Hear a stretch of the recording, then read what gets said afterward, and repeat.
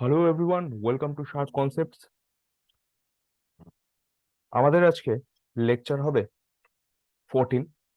Indian polity and কনস্টিটিউশনের উপর চলছিল lecture আমাদের। আর হবে হচ্ছে হিস্টোরিক্যাল ব্যাকগ্রাউন্ড অফ কনস্টিটিউশনের পার্ট 10। ঠিক আছে, তো আজকে আমরা আলোচনা করব চার্টার অ্যাক্ট অফ 1853। তো প্রথম গল্পটা হচ্ছে আমরা আগের চার্টার অ্যাক্টেই দেখলাম 1833-তে যে ইস্ট ইন্ডিয়া কোম্পানিকে কি করা হলো, পিওরলি অ্যাডমিনিস্ট্রেটিভ বডি করে দেওয়া হলো। বলা হলো, ভাই তোমার ব্যবসা বাণিজ্য বহুত হয়েছে, সব হাটাও, হাটিয়ে কি করো, এখন তুমি ব্রিটিশ গভর্নমেন্টের অ্যাডমিনিস্ট্রেশনের দিকে মনোযোগ দাও। এবং তার কাছ থেকে কি করা হলো, মনোপলি কেড়ে নেওয়া হলো। তার মানে কি হলো, চার্টার অ্যাক্ট অফ 1853-তে কোনো মনোপলি নেই, সেই জন্য আমি এখানে লিখেছি নো মনোপলি। এবারে আসছি সেকেন্ড পয়েন্টে, বুঝবো কন্ট্রোল অফ কোম্পানি। ঠিক আছে, তো ব্যাপারটা দেখো, ইস্ট ইন্ডিয়া কোম্পানি এখন হয়ে গেছে পিওরলি একটা পলিটিক্যাল বডি। সে কি করে, এখন অ্যাডমিনিস্ট্রেশন চালাচ্ছে, ব্যবসা বাণিজ্যের সাথে তার কোনো যোগাযোগ আর নেই। এবারে গল্পটা হলো, দেখো চার্টার্ড অ্যাক্ট 1833-তে আমি কি বলেছিলাম, কমার্শিয়াল ম্যাটার তো উঠে গেছে, এখন পলিটিক্যাল অ্যাফেয়ার্স যেটা রয়েছে এখন দুজন মিলে দেখছে। কে কে? একটা আছে কোর্ট অফ ডাইরেক্টরস,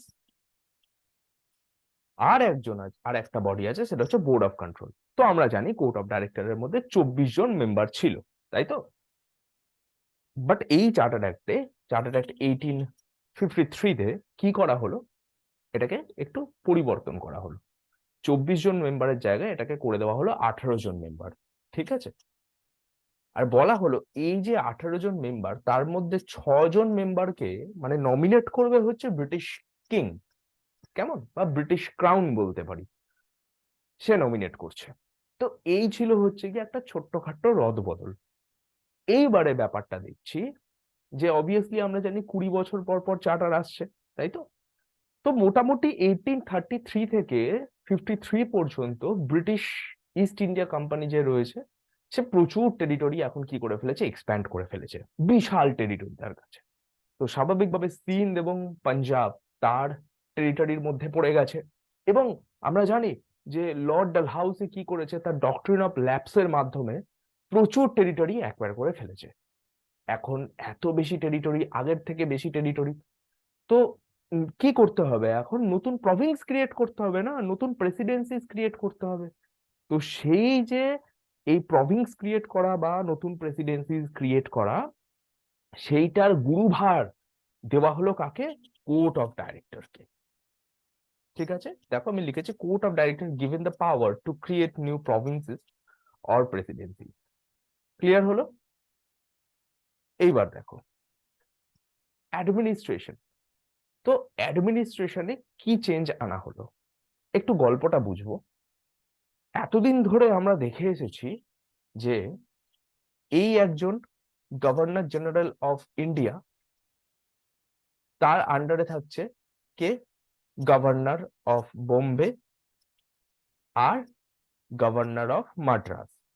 এগুলো তো দেখে এসেছি আমরা। কিন্তু এতগুলো প্রেসিডেন্সিস বেড়ে যাচ্ছে, গভর্নর জেনারেল অফ ইন্ডিয়ার উপর এত চাপ বেড়ে যাচ্ছে, তো সেটা আর গভর্নর জেনারেল অফ ইন্ডিয়া নিতে পারলো না, বা নেওয়া যাচ্ছে না, তার পক্ষে কন্ট্রোল করা যাচ্ছে না। তো ফাইনালি কি হলো, গভর্নর জেনারেল অফ ইন্ডিয়া বলল যে না বস, আমার যে বাংলা প্রেসিডেন্সি আছে বা বেঙ্গল প্রেসিডেন্সি, তার জন্য আমি কি করব, একটা গভর্নর নিযুক্ত করে দেবো। ঠিক আছে, আর আমি থাকবো তাদের হেড হয়ে। এবারে গল্পটা কি হলো, এখানে দেখো তিনটে প্রেসিডেন্সিস আছে আমরা জানি, বোম্বে, মাদ্রাস আর বেঙ্গল। এই প্রত্যেকের প্রেসিডেন্সির মধ্যে এখন একটা করে গভর্নর হয়ে গেল। আর এই গভর্নর সবকটা কি করবে, কাকে তার কাজকর্মের রিপোর্ট দেবে? গভর্নর জেনারেল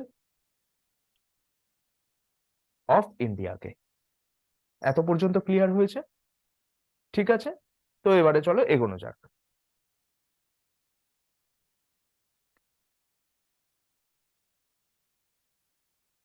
হ্যাঁ, দেখো এখানে আমি লিখেছি যে Bengal Presidency goat new governor, আগেই বললাম, and make Dalhousie the first real governor general of India.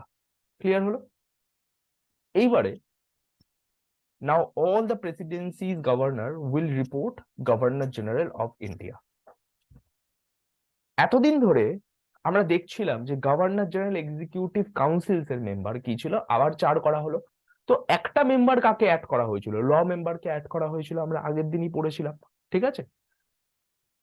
তো তার কাছে কি ছিল?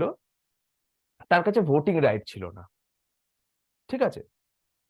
তো এখন এই চার্টার অ্যাক্ট 1853-তে এই যে ল মেম্বার যে আছে এক্সিকিউটিভ কাউন্সিলে, তাকে ফুল টাইম মেম্বার করে দেওয়া হলো এবং তাকে দিয়ে দেওয়া হলো একটা ভোটিং রাইট। ঠিক আছে, এত পর্যন্ত ক্লিয়ার? এইবারে হিসাবে আসছি যে কিছু একটা বড় চেঞ্জ হয়েছিল এই অ্যাডমিনিস্ট্রেশনে। তো কি চেঞ্জ হয়েছিল? আমি আগের ভিডিওতেই বলেছিলাম যে তখন চার্টার অ্যাক্ট 1833-তে বলা হয়েছিল যে সিভিল সার্ভেন্ট নেওয়া হবে, বাট কোর্ট অফ ডাইরেক্টররা বললো না ভাই, আমার মাথা ব্যথার কারণ হয়ে যাবে, নেব না। আচ্ছা, কেন বলেছিল, তাই না? এইটা বুঝতে হবে। তো এখন এতগুলো প্রেসিডেন্সিস হয়ে যাচ্ছে, সিভিল সার্ভেন্ট যদি না নেওয়া হয় তাহলে সেই প্রেসিডেন্সিস গুলো একদম চলবে না, পুরো বসে যাবে। ঠিক আছে, তো এখন ব্রিটিশ গভর্নমেন্ট দেখলো যে এই সব কোর্ট অফ ডাইরেক্টরদের কথা শুনে ভাই কিছু হবে না, হ্যাঁ, এরা বহু ঝামেলা করবে, বিপদ করবে, তো আমাকে তো আমাদের অ্যাডমিনিস্ট্রেশন চালাতে হবে। তো এইখানে কোর্ট অফ ডাইরেক্টরকে বললো ভাই তুমি থামো,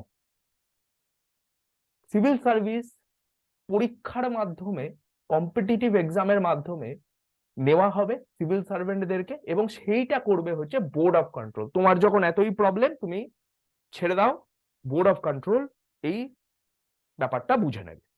তো কি বিগ চেঞ্জ, আমি সেটাই লিখেছি, দেখো।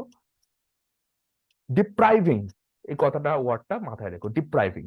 ডিপ্রাইভিং companies court of directors of its right two appoint and recall officials of India, introduction of system of direct recruitment in ICS through competitive examination. Board of Control was to do the recruitment. এখন তার মানে কি clear হলো? ভারতীয়রাও civil service পরীক্ষায় বসতে পারবে। আগে কি হতো, কেন কোর্ট অফ ডাইরেক্টরের মাথা ব্যথা ছিল একটু বুঝি।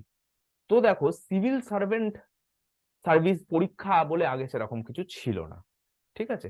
ওই কোর্ট অফ ডাইরেক্টররাই নমিনেট করে দিত, তারাই সিভিল সার্ভিস হিসাবে চলে আসতো, ঠিক আছে? বাট এখন পরীক্ষার মাধ্যমে সিভিল সার্ভিস হওয়াতে ভারতীয়রাও কি হচ্ছে, সিভিল সার্ভিস পরীক্ষায় অংশগ্রহণ করতে পারছে, তাই তো?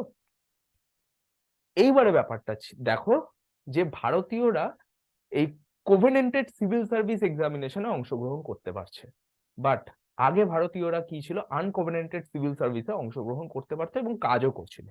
কোভেনেন্টেড আর আনকোভেনেন্টেড সিভিল সার্ভিসের অর্থ হচ্ছে, কোভেনেন্টেড সিভিল সার্ভিস হচ্ছে হায়ার পোস্টের জন্য, আর আনকোভেনেন্টেড হচ্ছে গিয়ে লোয়ার পোস্টের জন্য। ঠিক আছে, ক্লিয়ার হলো? নেক্সট, এবারে আসছি লেজিসলেচার বা সেন্ট্রাল লেজিসলেশনে কি চেঞ্জ হলো এই অ্যাক্টে, একটু বুঝবো। দেখো, চার্টার অ্যাক্ট 1833-তে আমরা কি বলেছিলাম? চার্টার অ্যাক্ট 1833-তে ছিল একটা গভর্নর জেনারেল ছিল অফ ইন্ডিয়া, তার আন্ডারে কি ছিল,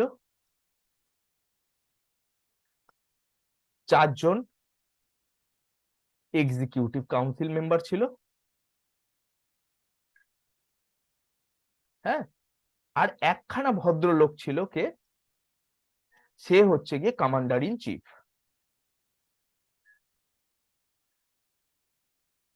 ঠিক আছে? এ মিলিটারি লিডার ছিল। ক্লিয়ার হয়েছে এত পর্যন্ত? তো আমি সেটা আগেই লিখেছি যে আগের গল্পটা কি ছিল। অ্যাজ পার চার্টার অ্যাক্ট 1833-তে কোনো ল বানাতে হলে কি করতো, এরাই ল বানাতো।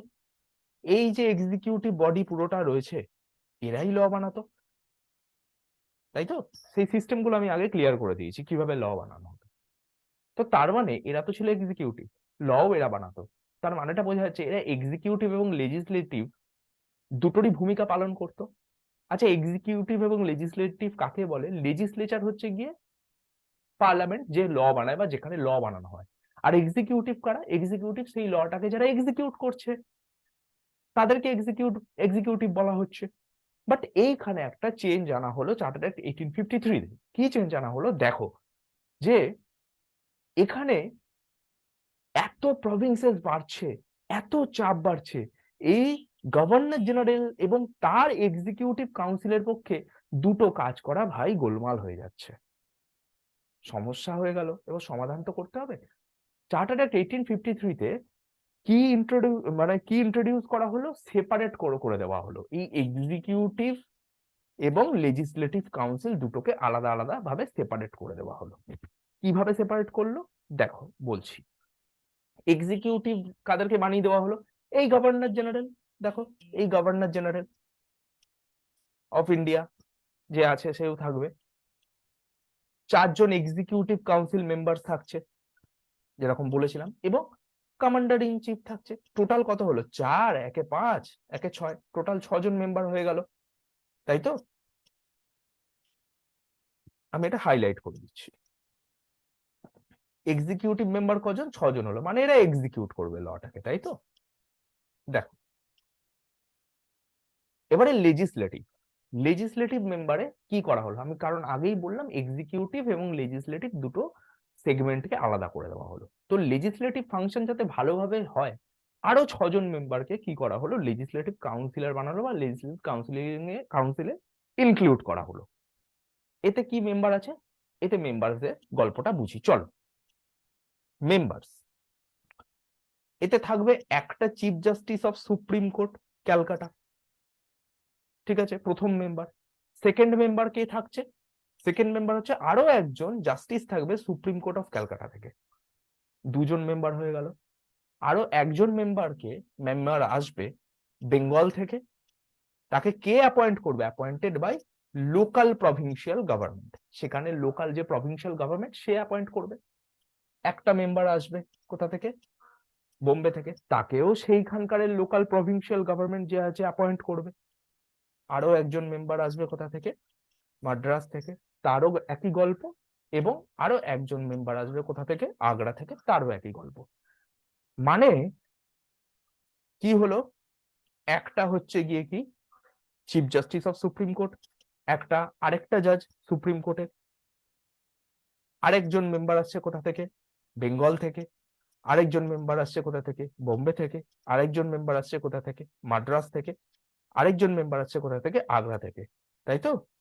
তার মানে টোটালও দেখো এখানে 6 জন মেম্বার হয়ে গেল, ঠিক আছে? তার মানে এক্সিকিউটিভ কাউন্সিলেও কজন, 6 জন, আর লেজিসলেটিভেও কজন, 6 জন, 6 6 12 জন টোটাল মেম্বার এখন, ঠিক আছে? সেন্ট্রাল লেজিসলেশনে 12 জন মেম্বার। তো এইভাবে কি হলো, এই 12 জন মেম্বার মিলে এখন কি করবে, কোনো আইন বানাবে এবং সেটাকে এক্সিকিউট করবে। ক্লিয়ার হলো? এইখানে দেখা গেল, দেখো আমি এটা লিখেছি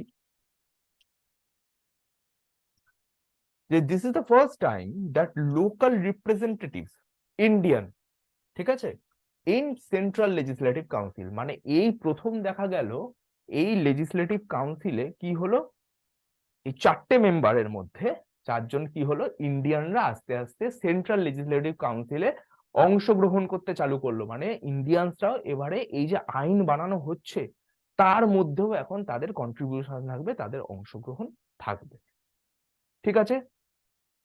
তো এবারে দেখো যে now 6 + 6 total 12, responsible for legislative function and they are functioning as mini parliament, তারা একটা পার্লামেন্টের মতন ফাংশন করছে। ক্লিয়ার? তো আমরা তো এতক্ষণ ধরে বুঝলাম যে সেন্ট্রাল লেজিসলেশনের গল্পটা কি হলো, এবার প্রভিন্সিয়াল লেজিসলেচারের গল্পটা কি। দেখো আমি আগের একটাই বলেছিলাম যে প্রভিন্সিয়াল যে গভর্নমেন্ট গুলো বা গভর্নর গুলো আছে, ঠিক আছে, তো তারা এখন আর কোনো ল বানাতে পারবে না ভাই। এখন যে ল বানাবে সে একজনই, সে হচ্ছে গিয়ে কি গভর্নর জেনারেল অফ ইন্ডিয়া। তারা তাদের কাজকর্মগুলো রিপোর্ট ওই গভর্নর জেনারেল অফ ইন্ডিয়াকেই সাবমিট করবে, ঠিক আছে? তারা আর কোনো ল বানাতে পারবে না, মানে প্রভিন্সিয়াল লেজিসলেচার এখানে আর নেই, উঠে গেল, ঠিক আছে? নেক্সট, সেই জন্যই দেখো আমি লিখেছি প্রভিন্সিয়াল লেজিসলেচার নেই, তো তারা আর কিছু করতে পারবে না। তো ফাইনালি কি হলো, রেভিনিউ। রেভিনিউ আমি যেটা বলেছিলাম যে সেম যে চার্টার অ্যাক্টে 1833-তে ছিল সেরকমই রয়েছে। রেভিনিউ যে দুটো ভাগ ছিল, একটা কমার্শিয়াল দিক থেকে আসছে, একটা ব্রিটিশ প্রভিন্সেস থেকে আসছে। কমার্শিয়াল তো উঠে গেল, টাটা বাই বাই হয়ে গেল।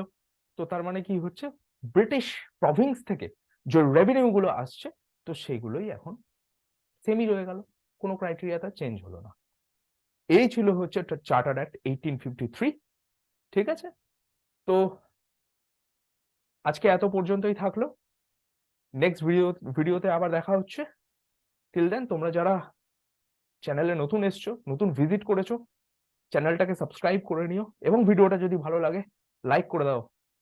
তাহলে কি তোমাদের জন্য আরো করতে ইচ্ছা করবে এবং মোটিভেশন পাই তাহলে আমরা। ঠিক আছে, তো চলো তাহলে, বাই।